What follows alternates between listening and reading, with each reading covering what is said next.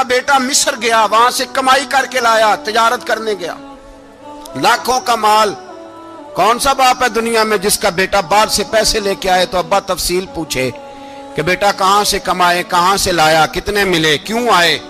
کون سا باپ تفصیل پوچھتا ہے؟ ابا تو کہتا ہے لا صحیح, اور تعریفیں کرتا ہے میرا بیٹا بڑی کمائی کرتا ہے. کبھی پوچھا ہے اس سے کہ ڈیوٹی صحیح دیتا ہے کہ نہیں؟ کبھی پوچھا ہے کہ تو ایمانداری کی روزی لاتا ہے کہ حرام کی کماتا ہے؟ یہ باپ کی ذمہ داری ہے, یہ اماں کی ذمہ داری ہے. پھر کہتا ہے بیماری کیسے آ گئی, پریشانی کیسے آ گئی؟ تو نے کبھی سوال کیا اپنی اولاد سے؟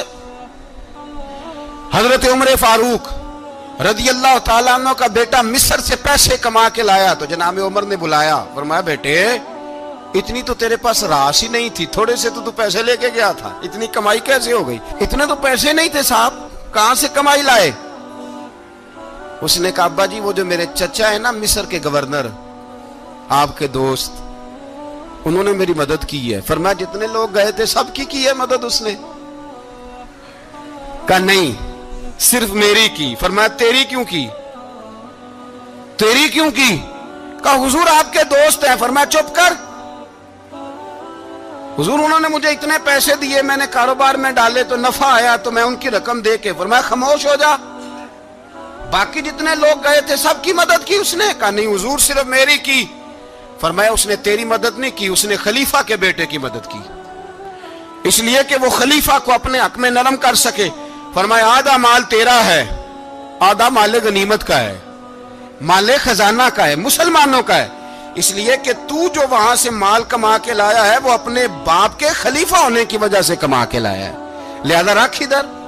یہاں کہتے ہیں کدھر سے آیا, کیسے آیا, کون سا حساب دیں, کیا کریں؟ او بھائی حضرت عمر رضی اللہ تعالیٰ عنہ کا اپنی اولاد کے بارے میں یہ رنگ ہے. ایک جنگ سے نا خوشبو آئی, خوشبو بڑی مہنگی ہوتی تھی, عرب میں خوشبو آج بھی بڑی مہنگی ہے, وہ زیادہ استعمال کرتے ہیں. میری باتوں کی سمجھ آ رہی ہے میرے بھائیوں؟ بڑی مہنگی خوشبو تھی. جب وہ خوشبو آئی تو حضرت عمر نے کہا, گھر میں پہلے پہنچی حضرت عمر کے, چونکہ زیادہ عورتیں استعمال کرتی تھی گھر کے اندر خوشبو, مرد بھی لگاتے تھے. حضرت عمر نے اپنی بیوی سے کہا, آپ کی زوجہ تو تھی وہ بڑی خوشبو کو پسند کرتی تھی. حضرت عمر نے اپنی زوجہ سے کہا کہ خوشبو لاؤ, میں نے ایک عورت کی ڈیوٹی لگائی ہے, وہ خوشبو تول کے نا تو حصہ برابر صحابہ میں بانٹ دے گی. تو آپ کی زوجہ کہنے لگی کسی بی بی کی ڈیوٹی لگانے کی کیا ضرورت تھی, میں جو موجود تھی میں بانٹ دیتی ہوں تول کے حصہ برابر. آپ نے فرمایا نہیں تو رہنے دے, وہ فلانی بی بی بانٹے گی. حضور میں نے بھی بانٹنی ہے, میرے پہ کچھ حق ہے؟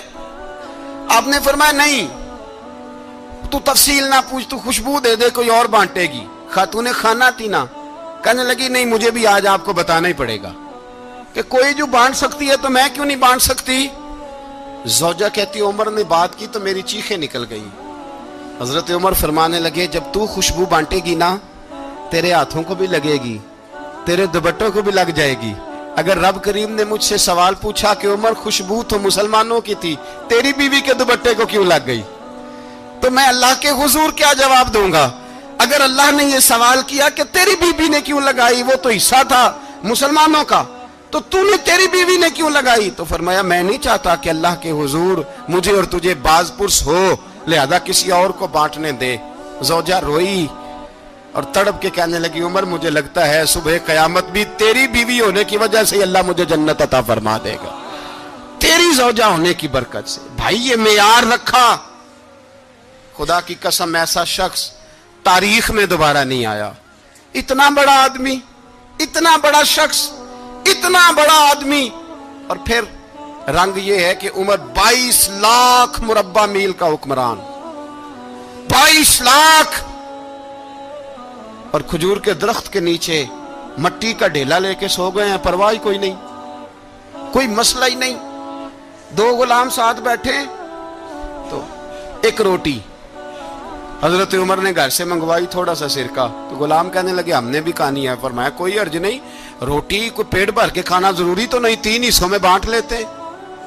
ایک آدمی آیا ہوا تھا مصر کا رہنے والا ملنے کے لیے, اس نے پوچھا عمر کدھر ہے, تو کہا وہ ادھر جاؤ مسجد میں بیٹھے ہوں گے. اور واپس آیا تو کہنے لگا وہاں تو 3 غلام بیٹھے ہیں, ایک روٹی بانٹ کے کھا رہے ہیں, لگتا ہے کئی دنوں سے روٹی نہیں ملی. کہا 3 غلام تو کوئی نہیں، وہاں 2 ہی تھے، تیسرے تو امیر المومنین تھے۔ اس نے کہا نہیں نہیں، 3 غلام ہیں، کپڑے بھی ایک طرح کے پہنے ہوئے ہیں، بلکہ 2 کے تو پھر صحیح ہیں، تیسرے کے تو زیادہ ماڑے ہیں، کپڑے بھی ایک طرح کے، کھانا پینا بھی ایک طرح کا، اور ان کا نشست برخاست بھی ایک طرح کی ہے، لہذا کوئی فرق نہیں۔ حضرت ابو ہریرہ کہتے ہیں میں لے کے آیا، اور جناب عمر کو جب میں نے کچی زمین میں تامت سمیٹ بیٹھے دیکھا تو میں رو پڑا۔ میں نے اس مصر سے آنے والے کو کہا تو اس کے جلوے دیکھ، اگر اس کی ذات میں اتنا حسن ہے تو محمد عربی کا مقام کیا ہوگا؟ یہ مقام غور ہے، مقام غور۔ 10 محرم کو لوگ دیگے پکائیں گے نا؟ نہیں پکانی ہے؟ کوئی بول دے نہیں، ہاں نہ نہیں کر دے، پروگرام بدلیا تو نہیں دی عید کی کہ وہی کام شروع ہوا ہے لاسٹ ٹائٹ ہونے والا؟ کیوں جی؟ پکنی ہے نا دیکھیں 10 محرم کو انشاءاللہ تعالی، ہم بھی پکائیں گے انشاءاللہ، یہاں بھی پروگرام ہوگا۔ تو 10 محرم کو جو دیگ پکنی ہے تو ایسا نہیں ہو سکتا کہ 1 محرم کو حضرت عمر کے نام کی بھی کوئی پک جائے۔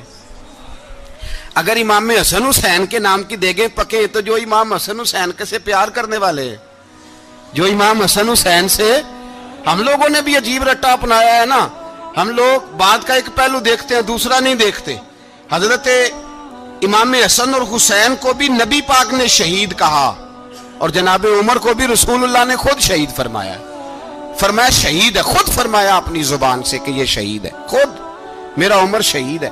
تو ان کے نام کی دیگ نہیں پکنی چاہیے، اس طرف نہیں ہماری توجہ ہونی چاہیے۔